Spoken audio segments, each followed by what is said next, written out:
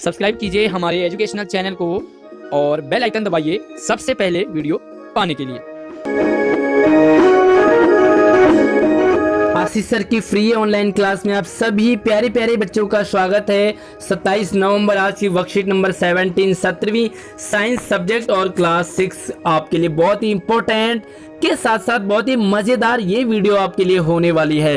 पूरी वीडियो ध्यान से देखेंगे। आगे बढ़ने से पहले वीडियो को लाइक करके अपनी गुरु दक्षा मुझ तक जरूर पहुंचाइए। वीडियो को लाइक अभी कर दीजिए, कंजूसी नहीं करनी है। तो चलिए आज हम इस वीडियो में समझते हैं साइंस में प्रकाश, छाया और परावर्तन। इन तीनों चीजों को समझने के लिए अब छोटी सी एक वीडियो क्लिप देखेंगे और उसके बाद हम आगे बढ़ेंगे।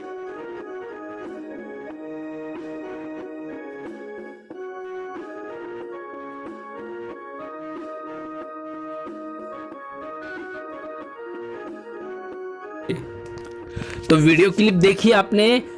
प्रकाश से छाया बनती है, यही हमने आपको समझाने की कोशिश की है। एक अंधेरे कमरे में हमने टॉर्च को जलाया, मोबाइल की टॉर्च के सामने आपने मेरे हाथ को भी देखा होगा, हाथ था और हाथ के बाद जो दीवार पर एक चित्र यानी कि छाया भी आपने देखी होगी। ये छाया जो है अंधेरे में आप नहीं देख सकते, यानी कि अगर मोबाइल की टॉर्च को बंद कर देंगे तो छाया आपको नहीं दिखती है। यानी कि छाया बनाने के लिए आपको क्या चाहिए? प्रकाश का स्रोत चाहिए। यानी कि वो प्रकाश आपके लिए सूरज हो सकता है, प्रकाश आपके लिए आपके घर का ट्यूबलाइट या बल्ब हो सकता है, मोबाइल की टॉर्च हो सकता है, मोमबत्ती, कुछ भी हो सकता है। जब प्रकाश का मार्ग किसी वस्तु से बाधित या अवरुद्ध यानी कि रोक लिया जाता है तो वस्तु के पीछे के क्षेत्र में अंधेरा हो जाता है और इसी अंधेरे को हम क्या कहते हैं? छाया कहते हैं, है ना। और ऐसा इसलिए होता है क्योंकि जो लाइट है वो सीधी रेखा पर चलती है और जब सीधी रेखा में बीच में रुकावट आ जाती है तो वो छाया आगे नहीं पास हो पाती है। तो यहाँ पर इसी चीज को आपको दिखाने की कोशिश की है कि वस्तु के द्वारा प्रकाश का एक हिस्सा यानी कि प्रकाश को जब रोक लिया जाता है तो उसी रोकने से जो बनता है सामने वो आपकी छाया कहलाती है।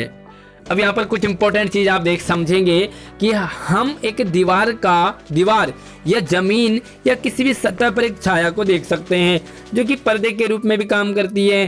सपोज करो सूरज हमारे सर के सीधा ऊपर है तो छाया कहाँ बनेगी? हमारे पैरों में बिल्कुल नीचे बनेगी। इसी तरह से पेड़ की छाया नीचे बनेगी, है ना। और अगर सूरज हमारे यहाँ साइड में है और हम यहाँ खड़े हैं तो छाया हमारी कहाँ बनेगी? दीवार पे बनेगी। तो क्लियर है, सूरज ऊपर है सर के तो छाया नीचे बनेगी, है ना। तो छाया कहीं भी बन सकती है। दूसरी चीज अपारदर्शी वस्तुएं, पारभासी वस्तुएं और एक और होता है पारदर्शी वस्तुएं। तो छाया जो है अपारदर्शी वस्तुएं कम बनाती है बल्कि पारभासी वस्तुओं की तुलना में।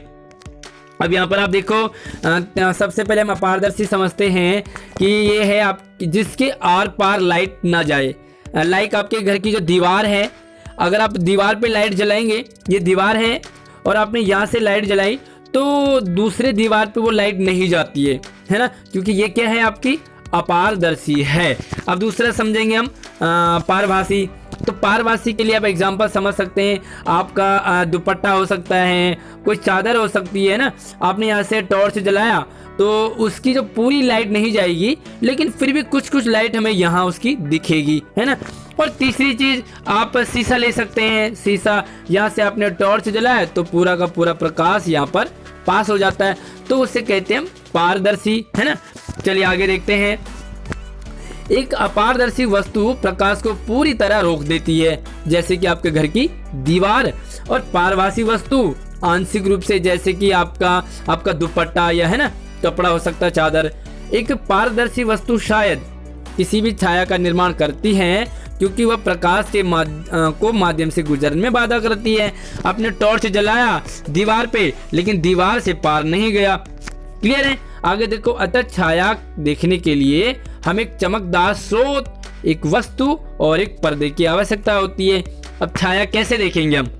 आपको एक टॉर्च चाहिए, है ना, चाहे मोमबत्ती हो, चाहे आपके मोबाइल की लाइट हो। एक कोई वस्तु चाहिए, चाहे वो दीवार हो, चाहे आपके हाथ हो, और एक यहाँ पर पर्दा या दीवार हो। अब ये टॉर्च आपने यहाँ से जलाया, ये आपकी दीवार है या ये आपका हाथ है, तो ये यहाँ पे क्या है, काला काला से जो भी आपको बनेगा वो क्या है, छाया है। तो 3 चीज़ों की आपको ज़रूरत पड़ती है। आगे देखो, छाया सदैव काली होती है ना, रंगीन वस्तु भी हो, यानी कि आपने अगर कुर्सी आपकी लाल कुर्सी है, आप सोचोगे क्या छाया लाल बनेगी? नहीं, छाया कैसी बनेगी? काली ही बनेगी। अगर आपकी कुर्सी नीली है तब भी छाया कैसी बनेगी? काली ही बनेगी। तो रंग से छाया पर कोई असर नहीं पड़ता।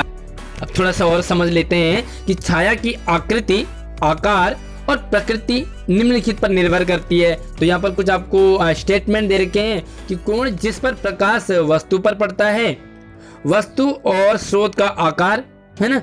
तीसरा है वस्तु और प्रकाश स्रोत के बीच की दूरी और पर्दे और वस्तु की दूरी। तो ये छाया की आकृति इन चीज़ों पर डिपेंड करती है, कितनी बड़ी छाया है, कितनी मतलब कितना उसका आकार है, नज़दीक दूर ले जाने पर। थोड़ा और समझ लेते हैं कि कोण जिस प्रकाश वस्तु पर पड़ता है, यदि हम एग्जाम्पल देखो, यहाँ पर देखो, अक्सर आपने ये देखा भी होगा, यदि हम दिन के समय एक पेड़ की छाया देखेंगे तो क्या करते हैं हम, छाया लंबाई के समय बदलती है।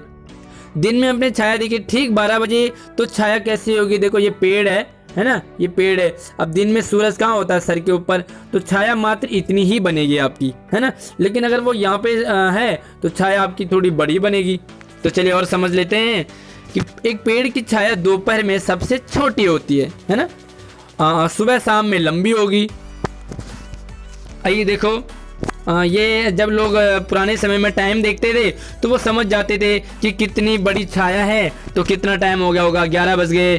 ठीक, अगर छाया हमारे पैर के नीचे तो कितने बज गए होंगे, 12।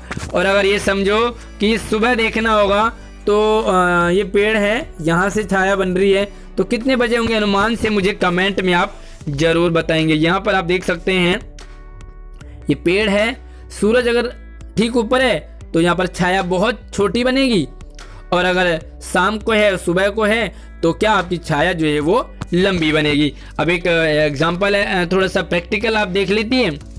यहाँ पे देखें आप कि टॉर्च तारे के आकार के कार्ड पर चमकती है और कार्ड के पीछे रखे पर्दे पर एक छाया बनाती है। यदि टॉर्च को कार्ड से दूर ले जाया जाता है तो छाया के आकार में क्या परिवर्तन होगा। तो चलिए इसके लिए भी आप छोटी सी एक क्लिप देख लीजिए।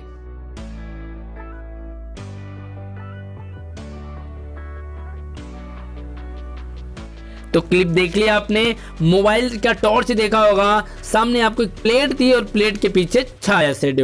तो जैसे ही हम टॉर्च को कार्ड से दूर ले जा रहे थे, है ना, तो छाया आपकी कैसी बन रही थी। हाँ, दिखाया है ना आपको।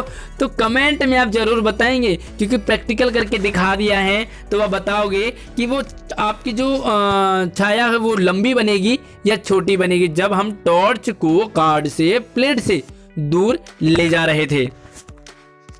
तो ये आपके पास कुछ 5 सवाल हैं, 1 2 3 4 5। तो इन्हीं 5 सवालों को हम आंसर इसके देख लेते हैं इसमें।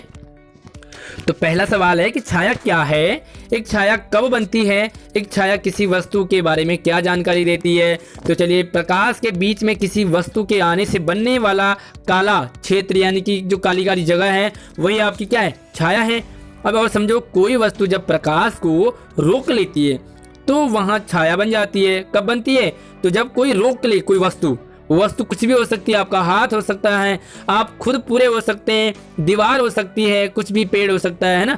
एक छाया किसी वस्तु के आकार, उसकी आकृति की जानकारी हमें देती है। दूसरा सवाल है, क्या वस्तु का रंग छाया के रंग को प्रभावित करता है।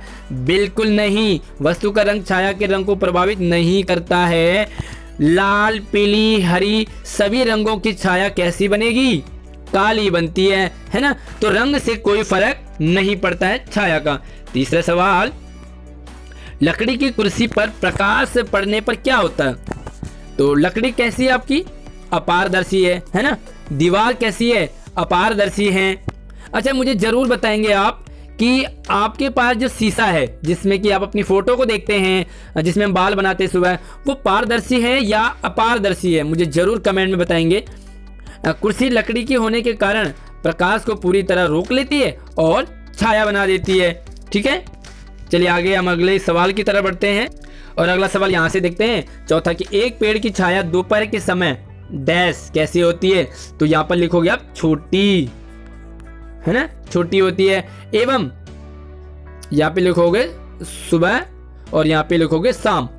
तो इस सवाल को कर लेंगे आप। यहाँ पे आपने लिखना है छोटी, दोपहर के समय छोटी, सुबह शाम को सबसे लंबी होती है। क्लियर है? अब यहाँ पे पांचवें सवाल को आपने यहाँ पे समझना है और इसे जानना है।